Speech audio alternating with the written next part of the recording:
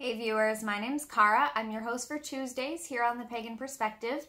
This week we are doing another throwback topic this month and next month. We are revisiting topics from the early years of the collab that we may have visited again since we started in 2009, but that we haven't done in at least a few years. So this week we are revisiting the concept of the shadow in magic, which is a psychology concept in most instances.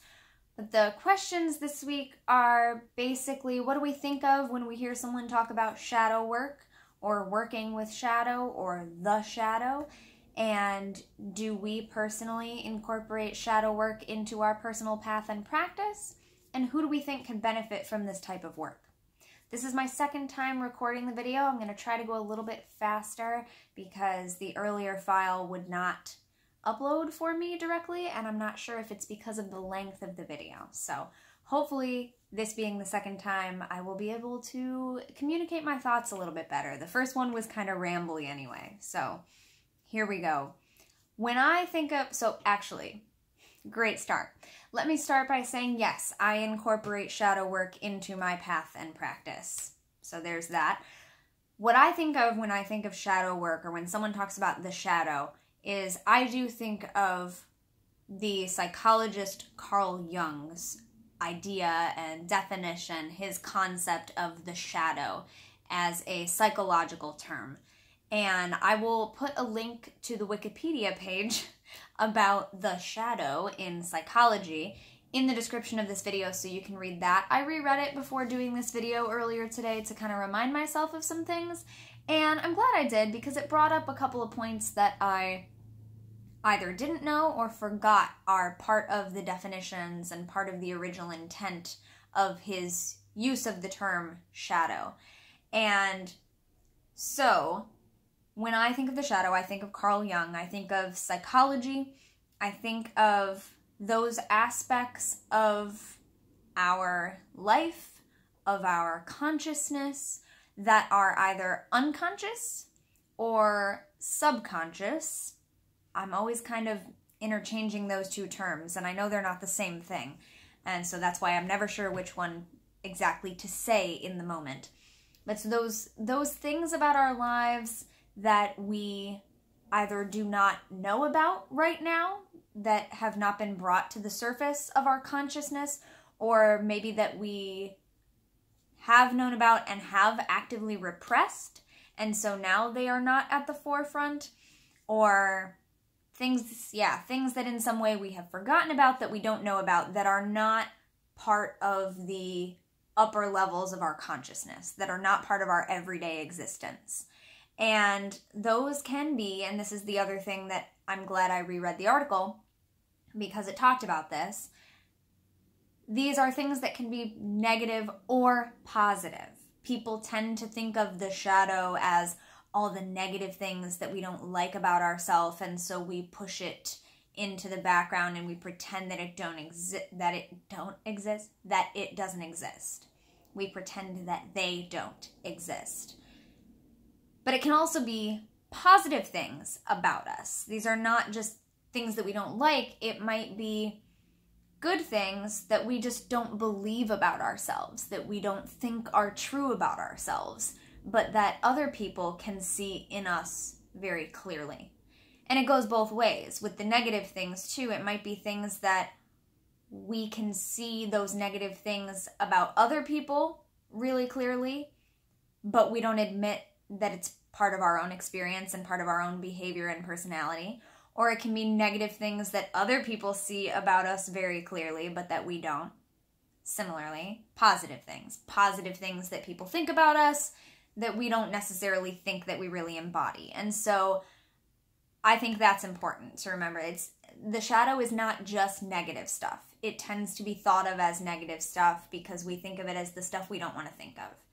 But it's also not necessarily things that we know about. So when I think of the shadow, I think of things that we don't or can't know about right now because they are in our unconscious or our subconscious. They are not things that we are consciously aware of. So there are things about myself that I'm consciously aware of that I don't particularly like, right? So I am fully aware, and have been for years, of the fact that I am a procrastinator. It's not the best thing about me. I don't necessarily like it, but I know about it. And so that's not part of my shadow. I also tend to be very indecisive at times, and I don't particularly like that about myself. I don't like it. I would prefer not to be that way a lot of the time. It's not part of my shadow, because I know about it. It's part of my everyday consciousness, right? So when I think of shadow, I think of the things that are not part of our everyday consciousness, either because we haven't discovered them yet, they haven't come up, they have not risen to the surface of our consciousness, or they had, and we aren't ready to deal with them yet, and so we actively repress them. So we did know about them at one time, but now it's not something that we consciously recognize anymore or ever. So for whatever reason, it's not part of our consciousness. That's the kind of stuff I think of. And I was rereading some stuff about the shadow because I was looking through some of my encyclopedias, books.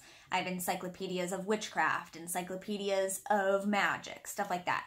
And I wanted to see, are there any other definitions that don't mention Carl Jung, that aren't about his definition? And a lot of the things that I have over here on my bookshelf, just off camera, I was looking through the index for shadow, or I'd be looking through the S section for shadow. And a lot of them don't say anything about the shadow at all.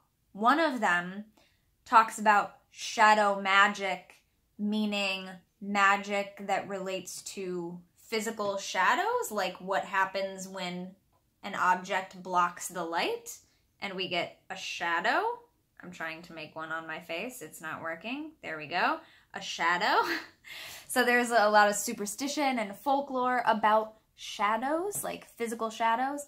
It makes me think of, when I was reading through it, I was thinking of Catherine Valente's Fairyland novels series, because there are some characters in the novel series who don't have a shadow, and so there is a distinction made between characters in this world who have a shadow and individuals who don't have a shadow, and that means a very specific thing. And so that I was reminded of that reading about like superstitions and folklore about what a shadow is, like what a physical shadow is in magic and folklore. But that's not what I'm talking about. That's not what we're talking about when I think of shadow work in the realm of witchcraft and magic and in my path and practice. It's not that. It's not magic with casting shadows.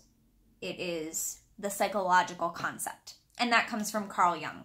So then I realized I'm not finding anything about shadow in my encyclopedias. I should be looking up Carl Jung. So then I looked up Carl Jung, and there were short to very long entries in several of my encyclopedias of magic. The longest entry about Carl Jung, and it doesn't, like, the shadow is not the thing that gets the most talked about, but the longest entry about Carl Jung in any of the books on my shelves was in the Encyclopedia of Magic and Alchemy by Rosemary and Ellen Guiley, because Carl Jung was also really into alchemy.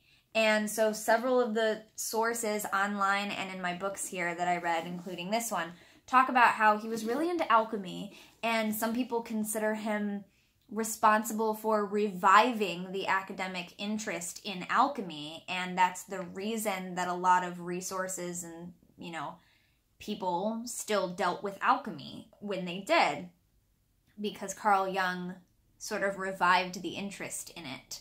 And he was also known for a lot of other things that I consider pretty big parts of my practice that I didn't necessarily realize completely came from him. I know that they are concepts from the field of psychology, but I didn't realize how much Carl Jung really had to do with these things. So let me just give you a brief overview. I have some notes here. So Carl Jung was born in Switzerland in 1875. He's a contemporary of Freud's, studied with Freud for a while, but disagreed with him on a lot of major points. And so that's when he kind of did his own thing on a lot of topics. But he was the founder of what is known as analytical psychology. He was really into alchemy.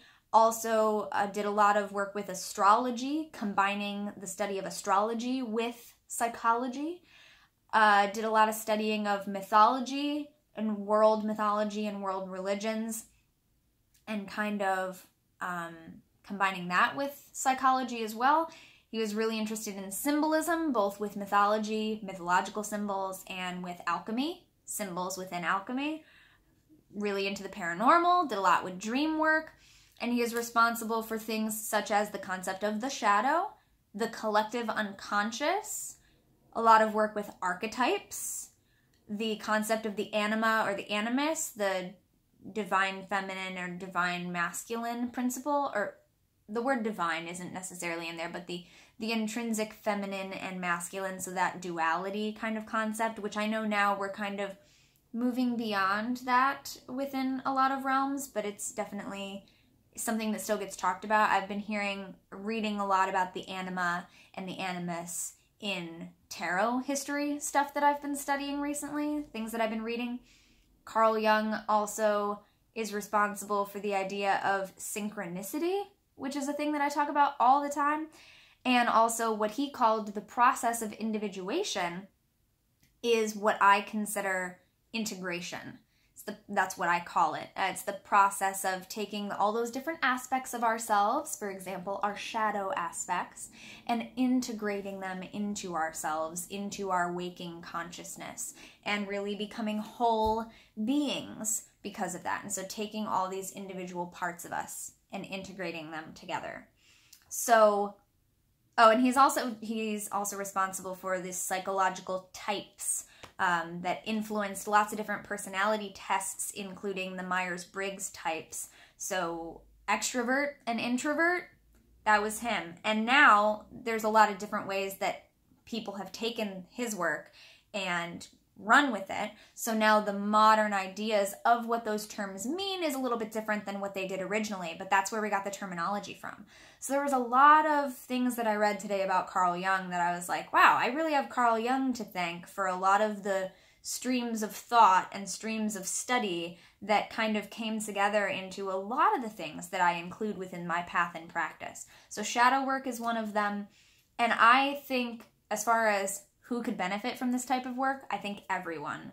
Everyone and anyone and everyone and everyone, and also all of the people ever.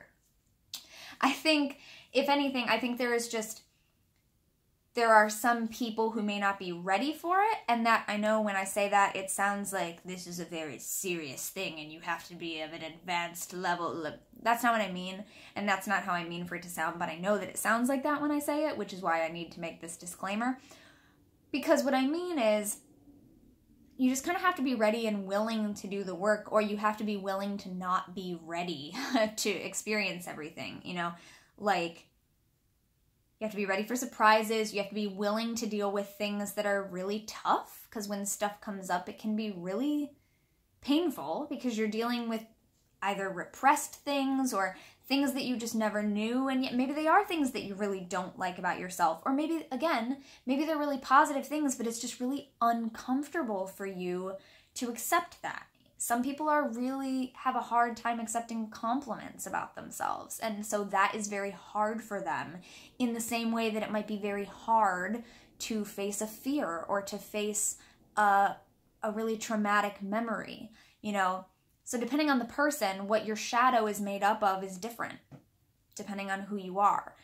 And mine, personally, the experiences that I've had, like meeting my shadow, which I think I would recommend would be the first thing if you want to get to know how to work with your shadow, is to either do it through whatever works for you. If you're really into dream work, request that maybe you dream about it, meeting them.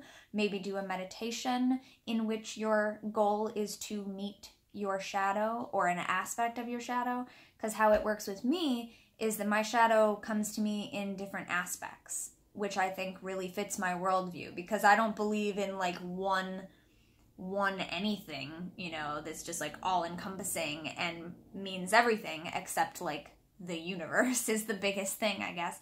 But it gets broken down into lots of little things, right? So multiple aspects of my shadow come to me at different times and say, okay, now we're going to deal with this aspect, and now we're going to deal with this aspect. And in the earlier version of this video, I sort of likened it to Charles Dickens' A Christmas Carol, where Scrooge didn't just get shown, here's what your whole life has been like in a nutshell. No, he was addressed by the ghost of Christmas past, and then the ghost of Christmas present, and then the ghost of Christmas future, right? So that's kind of how my shadow has come to me over the years that I've been working with it. I meet different parts of it at different times, and different aspects of it come up in my life at different times.